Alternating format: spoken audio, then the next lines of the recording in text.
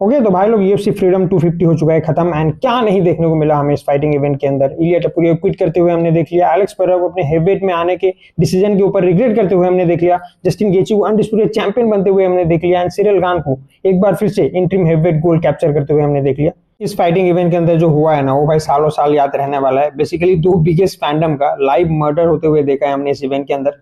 शामा का मामा बन गया और एल मेटाडोर का हाईलाइट रील कर गया भाई। तो आइए मेन इवेंट से ही शुरू करते हैं। आई थिंक मेरी दुआ कबूल हो गई है भाई। मेरे favourite fighter of all time Justin गेची ने हिस्ट्री बना दी है भाई। उसने वो कर दिखाया जो कोई नहीं कर पाया। अपसेट पुल अप करने में जस्टिन गेची से बड़ा सुपरस्टार कोई नहीं है आज के टाइम पे यार। टोनी फर्गसन का रेन किया, पैडी पिंपलेट की हाइप को खत्म कर दिया एंड फाइनली इलिया टपुरिया को टूल में बैठे बैठे ही क्विट करवा दिया जस्टिन द हाईलाइट गेची ने। He is a legend man, future hall of famer तो वो है ही, but for me he is really special. James Vick के साथ जब उनकी फाइट हुई थी ना वो तब से मेरे फेवरेट फाइटर है। उनका एक विन स्ट्रीक में जाना, फिर हबीब से हार जाना, फिर चार्ल्स के साथ मौका मिलना वहां भी हार जाना, फिर मैक्स के अगेंस्ट में यूएफसी 300 में वो ब्रूटल नॉकआउट। एक सच्चा जस्टिन गेची का जो फैन होगा ना वही समझ सकता है कि किस तरीके का रोलर कोस्टर राइड हमने देखी है। जब पैडी के अगेंस्ट में जस्टिन जीता था ना तब मैंने कहा था कि ये विन अच्छा है, बट वो जो यूएफसी 300 का दुख है ना वो खत्म नहीं हुआ है एंड वो दुख सिर्फ तब खत्म होगा जब जस्टिन वो करके दिखा देगा जो मैक्स हॉलोवे भी नहीं कर पाया, and that is beating Ilia टपुरिया। And आज वो साइकिल कंप्लीट हो चुका है। अब चाहे जस्टिन गेची फाइट करें या रिटायरमेंट ले लें या आने वाली फाइट हार जाएं कोई फर्क नहीं पड़ता भाई। हमारे लिए एक कंप्लीट साइकिल था जस्टिन गेची की जर्नी का and he came victorious eight the end of the day. और ये जीत ने कहीं ना कहीं फिर से हमें हार्डवर्क एंड डेस्टिनी पे यकीन दिला दिया है। एंड मेरे एक सब्सक्राइबर ने कहा था मुझसे कि Justin Gaethje will rather die than losing this fight in front of his own people, and वो चीज कहीं ना कहीं भाई सच निकली है। आज एक अलग ही माइंडसेट के साथ आया था जस्टिन गेची, ऐसा माइंडसेट जिसने इलिया टपुरिया का आप कॉन्फिडेंस कह लो, ओवर कॉन्फिडेंस कह लो या कॉकीनेस कह लो, उसको ढेर करके रख दिया। सब ऐसा समझ रहे थे कि इट वॉज इलिया टपुरिया जर्नी जिसमें जस्टिन गेची अपना पार्ट प्ले कर रहे हैं, बट इन रियलिटी ये जस्टिन गेची की जर्नी थी जिसमें इलिया टपुरिया ने अपना कॉन्ट्रीब्यूशन किया है। पता नहीं शायद मैं बायस हो रहा हूं, बट मैंने इससे बड़ी विक्ट्री आज तक पूरे कॉम्बैट स्पोर्ट्स में कभी नहीं देखी।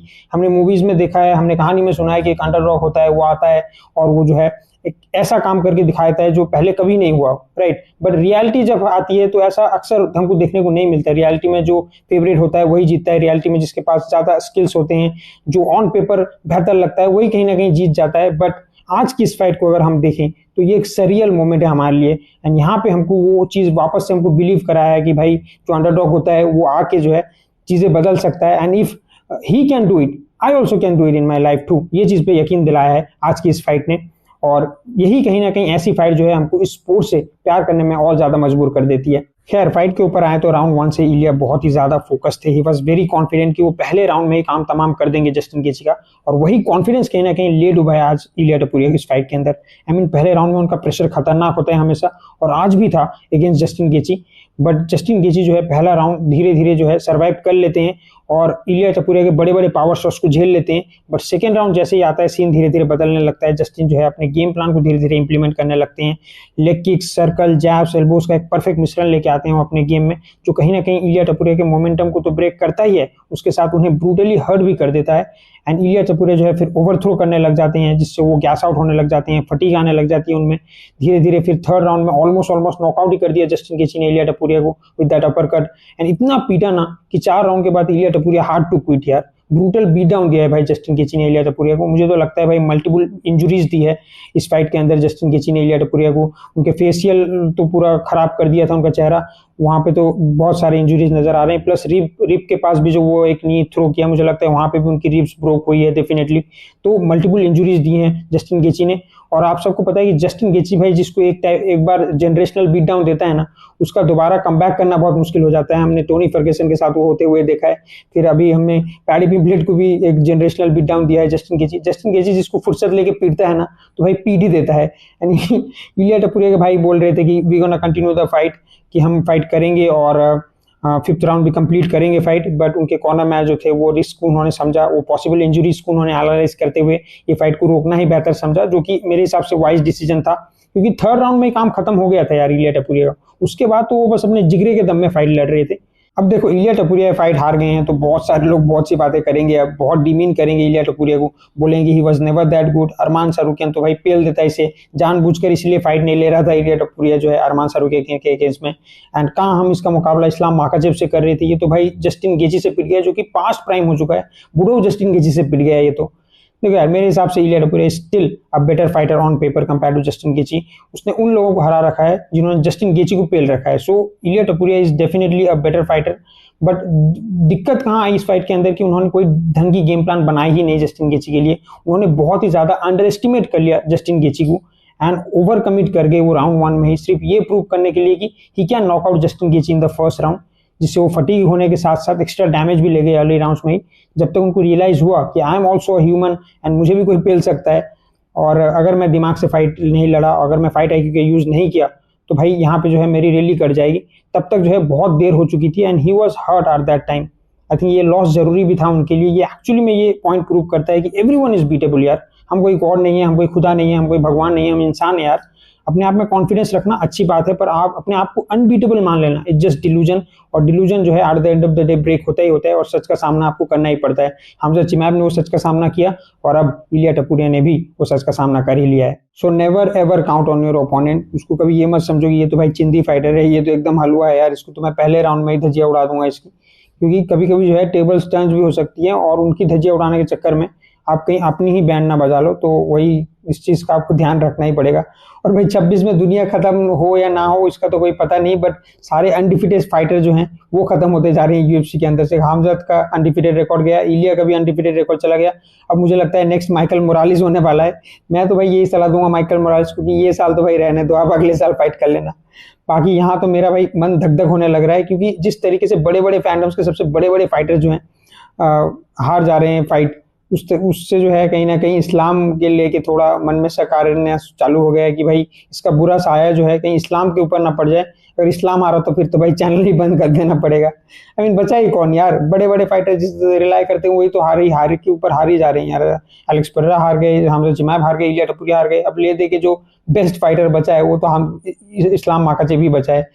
आई थिंक इस्लाम माकाचेव का कैंप थोड़ा डिफरेंट अप्रोच लेता है, उसकी वजह से मुझे लगता है कि उनके फाइटर्स कहीं ना कहीं प्रोटेक्ट हो जाते हैं लॉस से। एंड स्पेशली आई थिंक हबीब जो है उनके कैंप में वो कहीं ना कहीं इस चीज़ को अच्छे से समझते हैं। अगर आप इलिया टपुरिया का कैंप देखेंगे या फिर हमजा चिमाएव का कैंप देखेंगे तो उनके फाइटर्स तो टैलेंटेड हैं ही, तो टैलेंटेड फाइटर्स में कॉन्फिडेंस होता ही है, कहीं ना कहीं थोड़ा थोड़ा कॉकीनेस होता ही है। लेकिन जो कैंप होता है वो उस चीज़ को अच्छे से समझता है और बैलेंस करता है। अब यहाँ पे इलिया टपुरिया और हमजा चिमाएव के कैंप को अगर देखोगे तो वो भी कहीं ना कहीं जो है ओवर कॉन्फिडेंट हो जाते हैं अपने फाइटर्स को लेकर कि भाई हमारा फाइटर जो है सबसे बेस्ट है, हमारा फाइटर जो है अनबीटेबल है। एंड वहीं से जो है प्रॉब्लम अराइज होती है, वहीं से जो है डाउनफॉल की शुरुआत होती है। लेकिन हबीब कैंप में थोड़ा मुझे लगता है कि पहले हबीब के जो फादर थे वो इस चीज़ को अच्छे से समझते थे एंड अभी मुझे लगता है धीरे धीरे हबीब जो भी है इस चीज़ को समझते हैं कि भाई चाहे कितने ही टैलेंटेड फाइटर आप हो, आप भी हार सकते हो अगर आप ठीक से जो है गेम प्लान का यूज ना करो केज के अंदर। उमर की लॉस हमने देखी और इस्लाम भी पहले हार चुके हैं। तो आई थिंक इससे जो है कहीं ना कहीं टीम हबीब जो है सीख ले रही है और वो जो है इस चीज़ में थोड़ा फोकस है। स्पेशली हबीब मुझे लगता है कि इस चीज़ पे ध्यान देते हैं कि उनका फाइटर जो है अपने आप को कुछ ज़्यादा ही बड़ा ना मान ले, क्योंकि उस्मान को देखा है वो कभी बहुत ज़्यादा कॉकी हो जाते हैं, इस्लाम भी कभी कभी थोड़ा हो जाते हैं। तो मुझे लगता है कि हबीब जो है उनके कैंप पे वो कहीं ना कहीं इस चीज़ को बैलेंस करके रखे हैं, जिससे जो है उनके फाइटर जो है डिलूजनल नहीं हो रहे। बट फिलहाल के लिए तो इलिया का पीलिया निकल चुका है। अब देखना यह है कि वो किस तरीके से अपने इस फर्स्ट लॉस को हैंडल करते हैं, क्योंकि हमने देखा है कि जो एक सर्टन टाइप के फाइटर होते हैं जो इनिशियल करियर में अपने लॉस ले लेते हैं और फिर उससे वो सीखते हैं और फिर आगे चल के ग्रेटनेस अचीव कर लेते हैं। बट जो फाइटर ऑलरेडी अनडिफीटेड होकर ग्रेटनेस अचीव कर लेता है, चैंपियन बन जाता है, वो जब पहली बार हारता है ना इतने बड़े स्टेज में आके, तो फिर एक बड़ा झटका लगता है और वापस से जो है ड्राइंग रूम पे आपको जाना पड़ेगा, वापस से अपने गेम प्लान को सुधारना पड़ेगा, वापस से आपको अपने ऊपर काम करना पड़ेगा। तो वो सारे फाइटर हैंडल नहीं कर पाते। तो आई होप कि इलिया टपुरिया से हैंडल करें इस सिचुएशन को। फिलहाल तो अभी मुझे लगता है बहुत सारी उनको मल्टीपल इंजरीज हुई है, उसको हील करके अभी एक लंबा आई थिंक टाइम के बाद हुई वो फाइट करेंगे। बट जब भी वो करें हमको वापस से वही इलिया एल मेटाडोर टपुरिया देखने को मिले जो फाइटर्स को डोमिनेट करता है, जो फर्स्ट राउंड में नॉकआउट करता है। मैं चाहूंगा कि वही इलिया टपुरिया वापस से आए। को मैन इवेंट में बात करें तो Ciryl Gane destroyed Alex Poatan Pereira. I mean everybody was looking down on Ciryl Gane and he just prove everyone wrong. Heavyweight division is his division, he is the champion of his division. I mean एक locked in Ciryl Gane is just different man. I mean अब तो legit hype बन चुकी है Tom एस्पिनर Ciryl Gane के rematch को लेके। And this guy Ciryl Gane can definitely be an undisputed champion यार, बंदे में पूरा स्किल मौजूद है। एलेक्स पेरेरा के लिए थोड़ा बुरा तो लग रहा है यार। आई मीन उन्होंने अपनी चैंपियनशिप छोड़ी लाइट हेवीवेट डिवीजन में और मूव अप किए हेवीवेट डिवीजन के चैंपियन बनने का ख्वाब लेके। तो ऐसा जब ड्रीम टूटता है तो दुख तो आता ही है। But he is a champion man. उन्होंने जो भी अपने करियर के अंदर अचीव किया है उसके मतलब उसके बाद अगर आप उनके फैन हो और आप सैड हो रहे हो तो फिर तो भाई कोई सेंस ही नहीं बनाता। I mean he tried his best, he fought with the best and he lost one of the best heavyweight fighter on the planet right now. सोच के देखो यार, एक मिडिल वेट का फाइटर हेवीवेट डिवीजन के टॉप एथलीट के साथ toe to toe चला गया। It takes guts man, and सबको पता है कि Alex Pereira is the most gutsy fighter जो एवर एग्जिस्ट। उसने इस चीज का प्रूव दिया है by fighting for the third belt for the first time in the history of the UFC. खैर फाइट पे बात करें तो from the start of the round Alex Pereira definitely look bigger, but Ciryl Gane was way faster. उनके inside leg kicks, body kicks, boxing combos काफी sharp लग रहे थे, एंड बीच बीच में वो टेक डाउन फेंस करके एलेक्स पेरेरा के मोमेंटम को भी पूरी तरीके से ब्रेक कर रहे थे। एंड ऐसा लग रहा था that he knows what he is actually doing, and ऐसा लग रहा था that everything is going according to Ciryl Gane's game plan। and जैसा कि मैंने प्रेडिक्शन वीडियो में बोला था कि if Ciryl Gane comes up with a concrete game plan, then he can definitely stop Alex Pereira's dream to become the first 3 division champion of the UFC, and he did exactly what he needed to do। जैसे ही second round की शुरुआत हुई, Ciryl Gane got his pace and finally land some brutal shots on Alex Pereira। then फिर क्या होना था, Alex Pereira recover ही नहीं कर पाए उस शॉट से, एंड रेफरी ने भी काफी टाइम दिया एलेक्स पेरेरा को रिकवर करने का, but it was beyond saving eight that time. Alex Pereira की बात करें तो उन्होंने भी फर्स्ट राउंड में बहुत ही ट्राई किया कि वो कॉट कर ले सिरिल गान के चिन को। He heavily invested in high kicks and headshot dead वाला मूवमेंट क्रिएट करना चाहते थे वो, मुझे लगा, बट वो हुआ नहीं, एंड सिरिल गान जो है एक स्टेप अहेड ही रहे थ्रू आउट द फाइट। इसके बाद हमें शॉन ओमैली और एमन ज़हाबी की फाइट देखने को मिली, जहां शॉन ओमैली ने एक टीकेओ से विक्ट्री हासिल कर ली है अगेंस्ट एमन ज़हाबी। अब सब जो है आप तैयार हो जाओ, क्योंकि अब हमें Petr Yan versus Sugar Sean O'Malley का रीमैच देखने को मिलेगा, क्योंकि इस विक्ट्री के बाद definitely is getting that title shot. Umar का तो पत्ता पहले से ही साफ है, मेरा आपका ही पत्ता साफ होता हुआ मुझे साफ नजर आ रहा है। फाइट पे आए तो पहले राउंड में एंड सेकेंड राउंड में भी टीके होने से पहले एमन ज़हाबी अपनी इनसाइड लेग किक से बुरी तरीके से शॉन ओमैली के मूवमेंट को कॉम्प्रोमाइज कर रहे थे, and clearly Sean O'Malley uncomfortable नजर आ रहे थे। बट शॉन ओमैली की बॉक्सिंग कितनी स्लिक है वो तो आपको पता ही है। He finally caught him with a check hook and then followed by a big right hand in the second round. Referee had to stop it immediately। I mean, कुछ लोग बोल रहे हैं कि अर्ली स्टॉपेज था, एंड कुछ लोग ऐसा ही बोल रहे हैं कि जेसन हरजग ने जो है, जो रेफरी थे जेसन हरजग, उन्होंने जो है पैसा लगाया हुआ था शॉन ओमैली के लिए, इसलिए जो है उन्होंने तुरंत से जैसे देखा कि भाई एमन ज़हाबी गिरे, उन्होंने जो है फाइट को रोक दिया। आई मीन आई थिंक थोड़ा सा अर्ली स्टॉपेज था। आई मीन मुझे नहीं लगता कि वहां से एमन ज़हाबी कम बैक कर पाते, बट आई थिंक करने देना चाहिए था यार। आई मीन मौका तो देना ही चाहिए था। आई थिंक शॉन ओमैली को देना चाहिए था, 2-3 और फॉलो अप शॉट्स लैंड करने देने चाहिए थे। बट आई थिंक जब जो हो गया वो हो गया। आप मतलब वो कॉर्ड तो हो ही गए ना, सेकेंड राउंड में उन्होंने उनकी चिन को कैच तो कर ही लिया शॉन ओमैली ने, so it is what it is. अब शुगर शॉन ओमैली को जो है अमेरिका के व्हाइट हाउस के लॉन में एक ड्रीमी विक्ट्री मिल चुका है, एंड इस फाइट के बाद जो है प्रोबेबली अपने आप को टाइटल के लिए पुश करने वाले हैं हेवीली, एंड यूएफसी भी कहीं ना कहीं मुझे लग रहा है उनको टाइटल शॉट दे ही देगी अब। फिर आगे हमें डेरिक लुइस वर्सेस जॉश हॉकिट की फाइट देखने को मिली, जहां डेरिक लुइस फिर से क्विट कर दिया। भाई वो मोटिवेशन ही नहीं है आज के टाइम पे डेरिक लुइस के पास, जो कि एक एमएमए फाइटर में होना चाहिए। I mean final face of के टाइम पे जॉश हॉकिट ने क्लियरली बोला था कि भाई बस गिव अप मत कर देना इस फाइट के अंदर, एंड डेरिक लुइस ने भाई गिव अप ही कर दिया। वो खाली पैसे कमाने के लिए आया था इस फाइट के अंदर। मुझे नहीं लगता कि उन्होंने अपने कंडीशनिंग के ऊपर थोड़ा भी ध्यान दिया था इस फाइट के लिए। आई मीन वो गैस आउट हो गया था भाई, फाइट शुरू होने से पहले ही वो गैस आउट हो गया था। मैं तो बोलूंगा भाई आप घर जाओ, अपने पैसे लेके एंजॉय करो, दोबारा मत आना यार आप, क्योंकि वो जो वन शॉट नॉकआउट जो हम बोलते थे कि यार चाहे कुछ करे या ना करे, बट डेरिक लुइस के बाद वन शॉट नॉकआउट पावर है, उससे जो है वो काम तमाम कर दिया। मुझे लगता है अब वो वन शॉट नॉकआउट लगाने के लिए भी डेरिक लुइस के पास एनर्जी नहीं बचा। वो जो है पूरी तरीके से क्विटर बन चुका है, उसका सारा घी जो है खत्म हो चुका है मेरे हिसाब से, एंड आई थिंक उसको अब रेस्ट करना चाहिए। आप एंजॉय करो आप अपना मनी, और दोबारा से केस में आके लोगों की जो है मूड की माँ बहन मत करो प्लीज। बट जॉश हॉकिट यार, this guy is a legend यार, चाहे जो लोग जो भी बोले उसके पर्सनालिटी को लेके। आई मीन टेढ़ा पर्सनालिटी तो है, आई मीन अजीब सा हरकत करता है, बट बंदा फाइटर तो है लेजेंड यार। He is very slick with striking, ground game भी तगड़ा है, प्लस हेवीवेट डिवीजन के हिसाब से he is lightning fast. And I think heavyweight division के करंट रोस्टर को देख के ऐसा लगता है कि भाई ये बंदा यहाँ पे अच्छा सक्सेस जो है अर्न कर सकता है। एंड मुझे लगता है कि जिस तरीके से उन्होंने सेकेंड राउंड में टीकेओ से विक्ट्री हासिल की अगेंस्ट डेरिक लुइस, तो उसके बाद जो है अब उन्हें टॉप 3 के लिए फाइट करना चाहिए, या फिर एक कंटेंडर फाइट मिल सकती है। मुझे लगता है कि डेरिक जॉश हॉकिट को मिल जानी चाहिए एक कंटेंडर फाइट, क्योंकि फिलहाल तो अभी सिरिल गान और टॉम एस्पिनल की फाइट होगी। आई थिंक उनका जो भी विनर होगा उसकी जॉश हॉकिट के साथ फाइट करा सकते हैं, या फिर जॉश हॉकिट को पहले एक कंटेंडर फाइट आप दे दो, एंड देन फिर आप टॉम एस्पिनल और सिरिल गान के विनर के साथ उनकी फाइट करा दो। तो मेरे हिसाब से दोनों ही सिनेरियो सेंस बनाती है। इसके बाद मरीशो हुफी ने जलील करके हरा दिया भाई माइकल चैंडलर को, उनके होम क्राउड के सामने भगा के पीटा है भाई माइकल चैंडलर को। फर्स्ट राउंड के अंदर ही काम तमाम कर दिया उनका।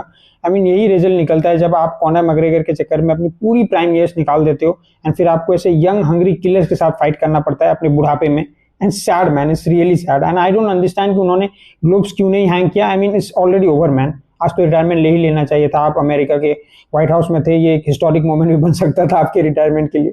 बट खैर यार, इस इज करियर, इस इज चॉइस। अगर वो वापस से आके कुछ और फन फाइट्स करना चाहते हैं तो यार he can definitely do that.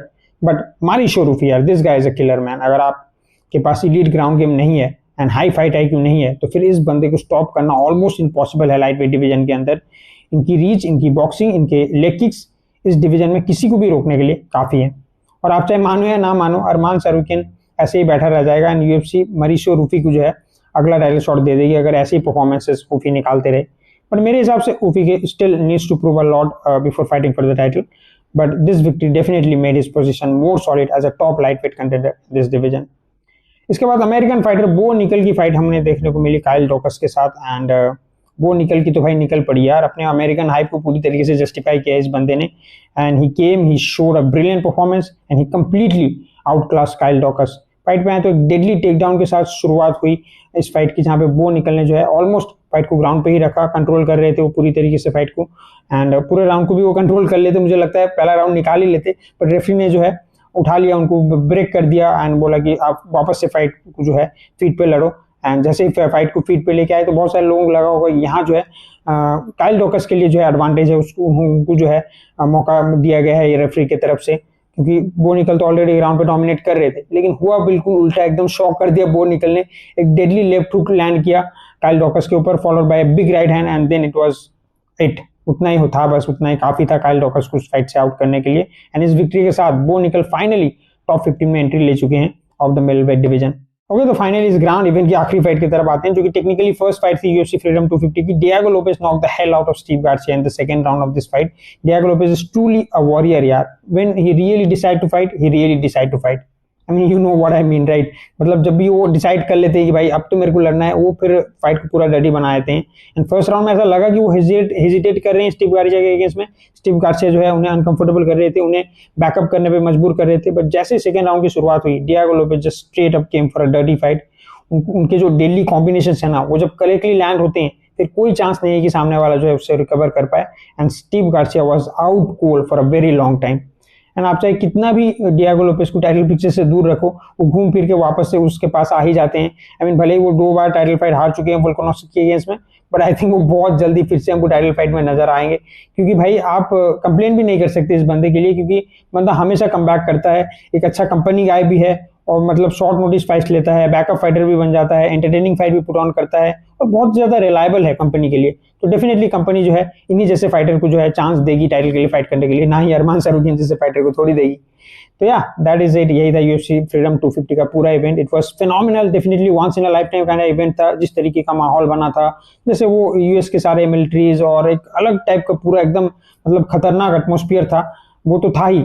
उसके साथ साथ जिस तरीके का बिगेस्ट अपसेट देखने को मिला, जिस तरीके की फाइट देखने को मिली, 7 फाइट में से 7 ही फिनिश देखने को मिले और one of the biggest upset in the history of mankind, Justin Gaethje beating Ilia Topuria, वो हमको देखने को मिला इस फाइटिंग इवेंट के अंदर। But I really enjoyed this event as a Justin Gaethje fan. इससे ज्यादा अच्छा मैं इवेंट कुछ एक्सपेक्ट ही नहीं कर सकता था। इलिया टपुरिया के लिए थोड़ा दुख तो हुआ एंड डेफिनेटली मेरी प्रेडिक्शन जो है वो तो मैंने ऐसा जो वीडियो डाला था कि भाई नॉट पॉसिबल, तो उस पे तो भाई भर भर के आएंगे ही कमेंट, मेरे को पता है। बट या इट्स ओके, इतना तो सहन कर ही सकते हैं एज ए कंटेंट क्रिएटर। जब आपको जो लगता है आप वो बोल देते हो। बट या डेफिनेटली मैं चाहता तो मैं डेफिनेटली जस्टिन गेची को ही जिताना था, तो मेरे लिए तो भाई खुशी वाला माहौल ही है। एंड आई थिंक ये एक कंप्लीट साइकिल पूरा हुआ है जस्टिन गेची का। And as Justin Gaethje fan हमारा भी जो है ये हो गया भाई, कंप्लीट हो गया कि भाई हमने जस्टिन गेची को शुरू से सपोर्ट किया था एंड एंड तक सपोर्ट कर दिया, बस खत्म। अब से आगे अब बाकी जस्टिन गेची जो करे, हमारे लिए तो भाई जस्टिन गेची जीत गया, काम खत्म है। बाकी आपके क्या थॉट्स हैं इस इवेंट को लेके, इन सारी फाइट्स को लेके, इन अपसेट को लेके, कमेंट में जरूर बताना। एंड क्या इलिया टपुरिया कमबैक कर पाएंगे, फिर एलेक्स पेरेरा के जो है लाइट हेवीवेट में जाएंगे या फिर हेवीवेट में रह के फाइट करेंगे, इन सारी चीज़ों को भी जो है आपके क्या थॉट्स हैं कमेंट में आप जरूर लिखना। मैं उन सारे कमेंट्स पढ़ूंगा और सारे में रिप्लाई करूंगा, हमेशा करता हूँ। ओके तो हम जल्दी मिलेंगे एक नई वीडियो के साथ, तब तक के लिए बाय।